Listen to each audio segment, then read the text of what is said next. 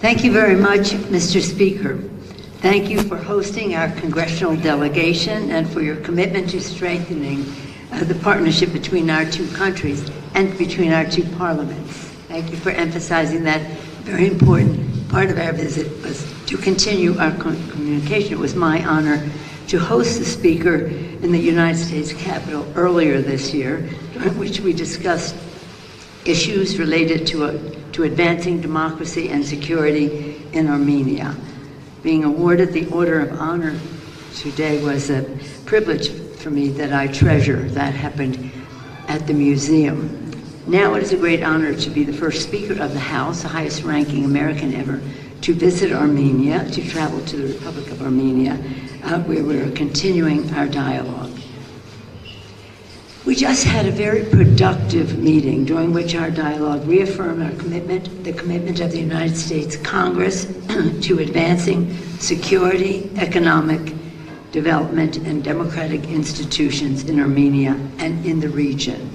We discussed with pride the pride that Congress took in leading the way to secure the U.S. formal recognition of the Armenian genocide, which we did in legislation in 2019, which President Biden made official last year.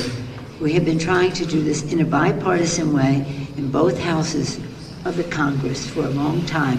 Finally, we had a president who said he would sign the Armenian genocide resolution. We're grateful to President Biden for that and for inviting the Prime Minister to participate in the Democracy Summit earlier this year. Our meetings always have a particular focus on security. And again, we planned this trip before the assault on the sovereignty, the border of Armenia took place. So again, when we leave home, it's always about security. Our mutual security, regional security, global security. Our meeting, again, had a particular importance to us because of the focus on security following the illegal and deadly attacks on us by the Azerbaijan on the Armenian territory.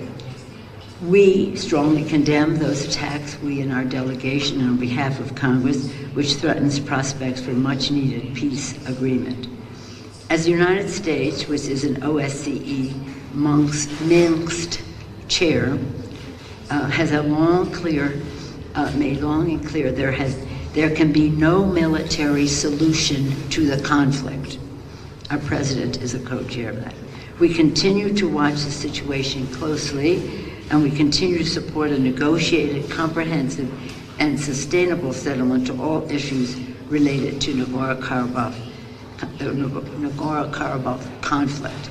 I mentioned in the meeting earlier that for a long time now, decades, in the Congress, in a bipartisan way, we have tried to hold Turkey responsible, as well as Azerbaijan, for the conflict that exists in Nagorno-Karabakh. Before we open to questions, let me express my pride in traveling with three of the strongest champions of Armenia to ever serve in the Congress.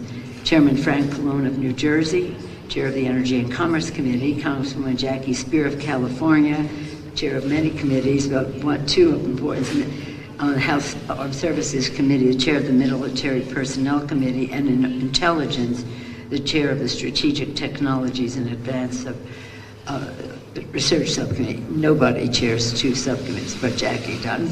And Congresswoman Eshu of California, former member of the Intelligence Committee, now Chair of the Health Subcommittee of Energy and Commerce.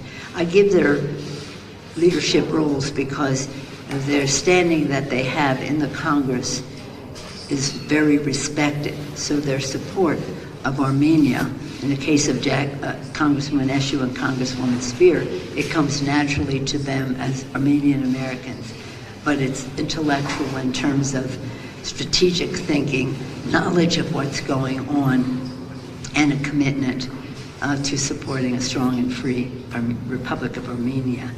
And as Californians, all three of us recognize that 40% of Armenian Americans are in California. So we feel this is a family visit for us because we're surrounded by not only their love of their heritage, but their great patriotism in America. Our meetings is one of the several important engagements that will continue to inform Congress's work. We learned a lot listening to the members of Parliament about the specificity of issues, and not only that, the challenges that they see we all face in this to strengthen our partnership with Armenia and advance our values and interests here in the region and globally. With that, Mr. Speaker, I thank you once again for your hospitality and for the opportunity to welcome you in Washington earlier this year and to continue our conversation over that period of time and now in person today. Thank you, Mr. Speaker. Thank you, Madam Speaker.